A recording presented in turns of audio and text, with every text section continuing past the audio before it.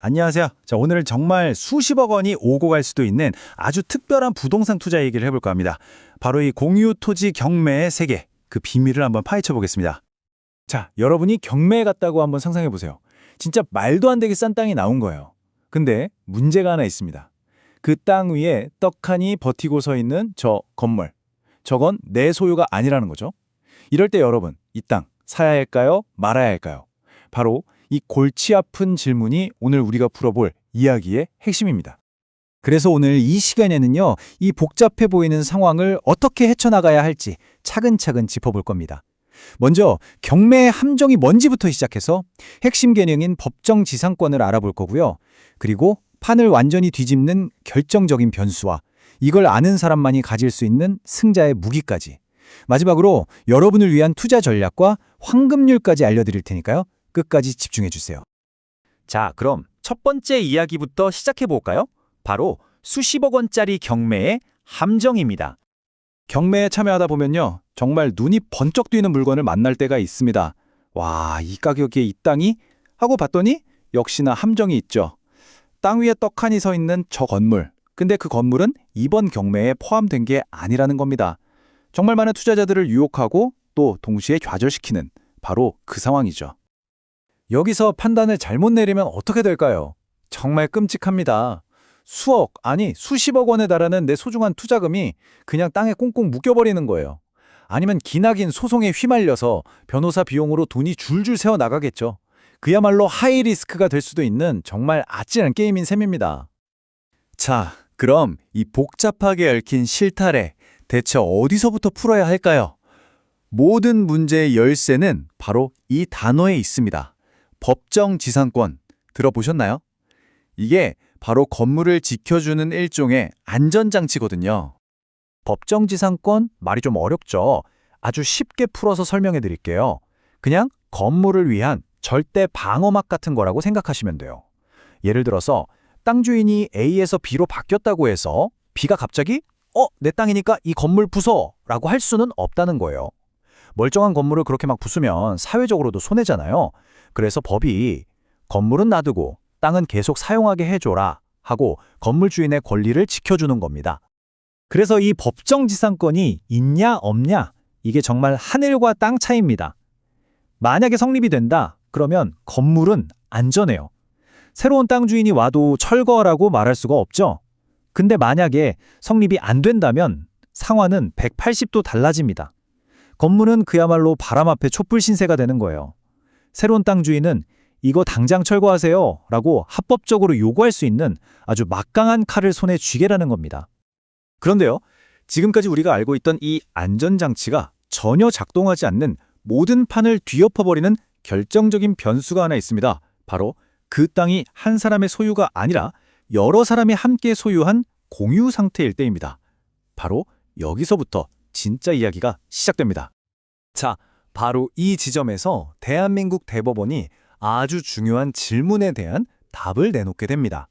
과연 여러 명이 같이 갖고 있는 땅 위에 지은 건물도 이 법정지상권이라는 안전장치로 보호해줘야 하는가? 이 질문에 대한 대법원의 답변이 오늘 이야기의 하이라이트라고 할 수 있겠습니다. 대법원의 결론부터 말씀드리면 안 된다였습니다. 왜냐? 법정지상권을 인정해버리면 건물 짓는 데 동의한 적도 없는 다른 공유자들한테 너무 불공평하다는 거예요.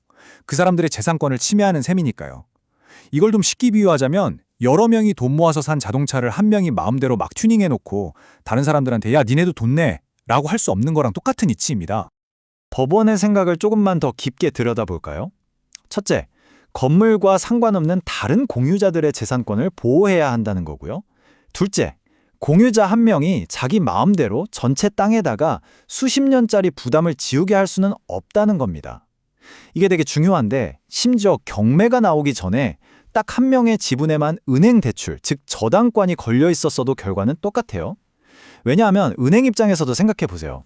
은행은 건물이 없는 깨끗한 땅, 즉 나대지 상태를 보고 가치를 평가해서 돈을 빌려준 거거든요. 그런데 갑자기 법정지상권이 성립되면 땅의 가치가 확 떨어지니까 은행도 보호해줘야 한다는 거죠. 자, 바로 이 대법원 판결이 경매에서 그 땅을 낙찰받은 사람에게 어마어마하게 강력한 무기를 쥐어주게 됩니다. 결론은 명확해졌습니다. 이런 특수한 조건, 즉 공유 토지 위에 지어진 건물에는 법정지상권이 성립하지 않는다. 이 판결 하나로 건물의 운명은 완전히 결정 나버린 겁니다. 이제 땅을 낙찰받은 승자는 이 막당한 법적 관리를 바탕으로 3단계에 걸친 파워게임을 시작할 수 있습니다. 자, 1단계, 건물 철거 소송을 제기합니다. 합법적으로 건물 부수세요라고 요구하는 거죠. 그리고 2단계, 건물이 철거될 때까지 내 땅을 무단으로 썼으니까 그동안의 토지 사용료, 일종의 월세를 내놓으라고 부당이득 반환 청구를 합니다. 자, 마지막 3단계, 이 두 가지 강력한 압박 카드를 손에 쥐고 건물주를 협상 테이블로 끌어내서 게임의 주도권을 완벽하게 장악하는 겁니다. 이런 엄청난 압박을 받게 되면 건물주는 어떻게 될까요? 결국 선택지는 두 개밖에 남지 않게 됩니다. 하나는 울며 겨자 먹기로 땅을 시세보다 비싼 값에 사들이는 것. 다른 하나는 평생의 꿈이었을지도 모르는 자기 건물을 헐값에 땅 주인에게 넘기는 거죠. 어느 쪽이 되든 땅을 낙찰받은 사람 입장에서는 엄청난 수익을 기대할 수 있는 상황이 만들어지는 겁니다. 자, 그럼 지금까지 우리가 배운 이 법률 지식을 실제 투자에서는 어떻게 써먹을 수 있을까요? 여기서부터는 투자자의 경험과 성향에 따라 길이 두 갈래로 나뉘게 됩니다. 먼저 이제 막 경매에 입문한 초보 투자자분들이라면 제발 이런 물건은 일단 피하시는 게 좋습니다. 정말 복잡하고 자칫 잘못하면 큰 돈과 시간을 날리고 엄청난 스트레스만 받을 수 있거든요. 하지만 이 분야를 깊게 파고든 전문가들에게는 어떨까요? 이건 그야말로 숨겨진 보물 같은 기회입니다. 법리가 워낙 명확하기 때문에 이 지식 자체가 리스크를 없애고 높은 수익을 만들어내는 가장 강력한 무기가 되는 거죠.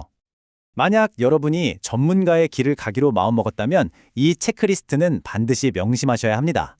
먼저 등기부등본을 떼서 모든 공유관계를 샅샅이 확인해야 하고요. 당연히 현장에 가서 건물 상태도 직접 봐야겠죠. 그리고 과거에 공동으로 대출받은 이력은 없는지 꼭 추적해야 합니다. 또 소송 비용으로 최소 500만 원 이상, 기간은 1년 이상 걸릴 수 있다는 걸 예산에 넣어둬야 하고요. 그리고 가장 중요한 것, 입찰하기 전에 내가 낙찰받으면 어떻게 협상하겠다는 시나리오까지 완벽하게 짜두어야 합니다. 자, 이제 마지막으로 이 모든 내용을 관통하는 단 하나의 원칙, 절대 잊어서는 안 될 투자의 황금률에 대해 이야기하면서 오늘 내용을 정리해 보겠습니다.